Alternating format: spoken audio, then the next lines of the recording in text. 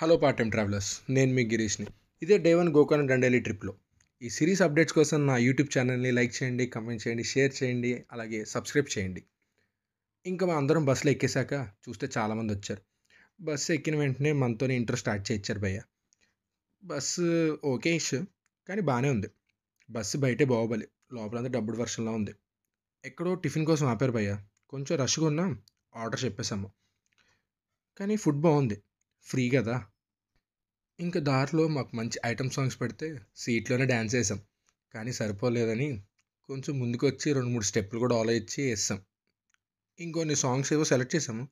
ఈలోపే మా guide next stop వచ్చేసింది అన్నాడు. ఇదే మన మీర్జా ఫోర్ట్, సారీ, ఇదే వాళ్ళ మీర్జా ఫోర్ట్. మన అదృష్టం గురించి తెలిసిందేగా, బాగా వర్షం పడుతుంది, కానీ వ్యూ బాగుంది. అలా 2 చేతులు జేబులో పెట్టుకోకుండా వెళ్ళిపోతున్నా, ఎక్కడికో కాదు, మన చెన్న భైరదేవి ఫోర్ట్ లోపలికి. ఇవన్నీ పెప్పర్ క్వీన్ అని కూడా అనేవారంట భయ్య. అప్పట్లో పెప్పర్ బాగా అమ్మేవారంట, అందుకే ఆ పేరు. ఇదేంటి భలే వెరైటీగా ఉంది, డంజన్ ఏంటదిలే. సరే చిన్న పోజ్ ఇచ్చాము. ఇంకా అలా స్లోమోలో నడుచుకుంటూ వచ్చేసాను.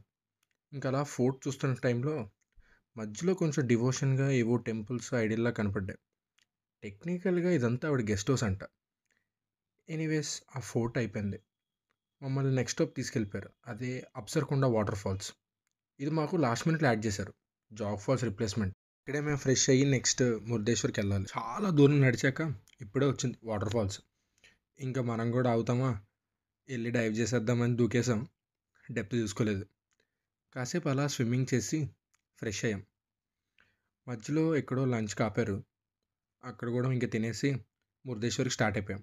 ఇదేంటి గుడి ఎంత ఉంది, కానీ ఏ మాటకు ఆ మాట. ఈ టెంపుల్, ఆ బీచ్, ఆ గుడి వ్యూ మాత్రం ఎక్సలెంట్గా ఉంది భయ్య. యాక్చువల్లీ ఇక్కడ డివోటీస్ అందరూ ఆత్మలింగం చూడడానికి వస్తారంట, కానీ అసలైన ఆత్మలింగం మహాబలేశ్వర్లో ఉందని చెప్పారు ఇక్కడ. నేను ఎప్పుడు వినలేదు, కానీ వన్ ఆఫ్ ద ముక్తి క్షేత్రాస్ అంట ఈ temple. Second largest Shiva statue కూడా ఇదే అంట. ఇక్కడ మ్యూజియంలో టెంపుల్ స్టోరీని ఒక ఆర్ట్లా డిపిక్ట్ చేశారు. స్టోరీ ఏంటంటే శివుడి వరం వల్ల రావణాసుడికి ఆత్మలింగం వచ్చింది, కానీ కైలాసం నుంచి లంకకి కింద పెట్టకుండా ఆ లింగాన్ని తీసుకెళ్ళాలి. రావణాసుడు సంధ్యావందనం చేస్తున్న టైంలో విష్ణువు ఆయన మాయతో ఆత్మలింగాన్ని వినాయకుడి చేత కింద పెట్టించేశాడు. ఇంకా వినాయకుడు ఆవు మీద వెళ్ళిపోతుంటే రావణాసుడు వచ్చేసి ఆ ఆవు చెవు మాత్రమే పట్టుకోగలుగుతాడు. అప్పుడు ఆవు చెవు మాత్రమే ఇక్కడ ఉండిపోద్ది. అందుకే గోకర్ణకు ఆ పేరు, ఆవు చెవు అని. కానీ ఆత్మలింగం మాత్రం ఇక్కడ లేదు భయ్య, అది మహాబలేశ్వర టెంపుల్లోనే ఉంది. ఇంకా గుడిలో మేము ఫొటోస్ కూడా దిగేసాము. ఈ స్టోరీ ఇక్కడ అందరి దగ్గర తెలుసుకొని ఇంక మేము బస్ ఎక్కేసాము. మా next Gokarna Dandeli day 2 video కోసం ఈ అకౌంట్ని ఫాలో చేసి వెయిట్ చేయండి. అప్పటి వరకు టాటా, బై బై.